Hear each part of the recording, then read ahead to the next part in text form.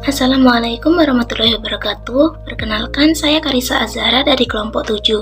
Di sini saya akan menjelaskan hasil review jurnal dari kelompok 7, yaitu jurnal meiosis.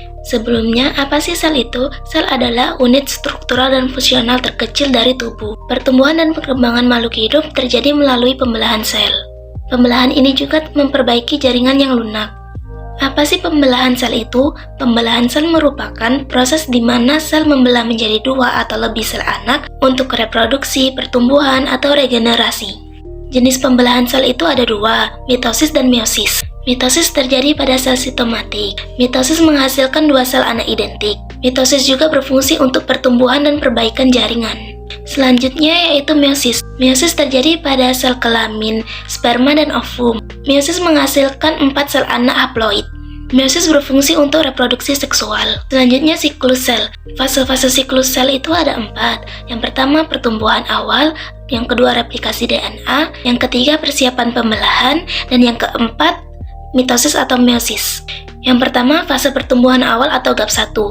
Sel mulai tumbuh dan melakukan aktivitas metabolik normal. Organel sel bertambah banyak dan persiapan awal untuk replika DNA. Yang kedua, fase replikasi DNA. DNA direplikasi atau digandakan, dan setiap kromosom akan memiliki 2 salinan atau kromatid ganda. Fase yang ketiga yaitu persiapan pembelahan. Sel mempersiapkan diri untuk membelah, lalu sintesis protein dan organel sangat penting untuk pembelahan. Dan fase keempat yaitu mitosis atau meiosis. Fase keempat ini merupakan fase pembelahan sel. Pada fase ini, inti sel membelah, diikuti dengan pembelahan sitoplasma. Hasilnya adalah sel anak. Lalu selanjutnya pengertian meiosis. Meiosis adalah proses pembelahan sel yang terjadi di jaringan reproduksi dan menghasilkan 4 sel anakan yang bersifat haploid. Proses ini bertujuan untuk menjaga kestabilan jumlah kromosom dari generasi ke generasi serta menciptakan variasi genetik pada keturunannya. Meiosis berlangsung melalui 1 kali replikasi DNA yang kemudian diikuti oleh 2 kali pembelahan sel secara berturut-turut.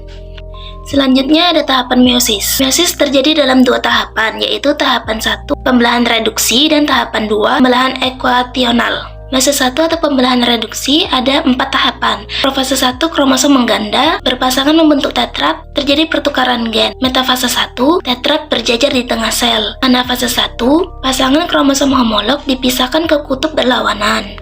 Telofase 1 terbentuk 2 sel anak haploid dengan kromosom yang masih terdiri dari 2 kromatid. Lalu meiosis kedua, pembelahan ekuasional.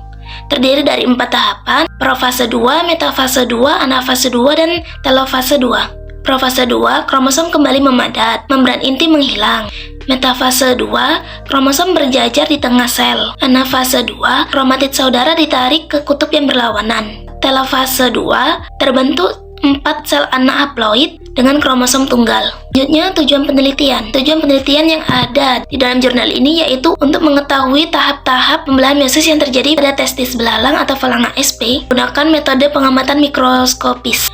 Di dalam jurnal, penelitian ini diharapkan dapat mengidentifikasi fase-fase meiosis yang tampak, seperti profase dan telofase, serta memahami perubahan morfologi sel selama proses sel kelamin berlangsung. Selanjutnya metode penelitian. Metode penelitian yang dilakukan di dalam jurnal ini yaitu menggunakan metode squash pada testis belalang atau Phalange sp.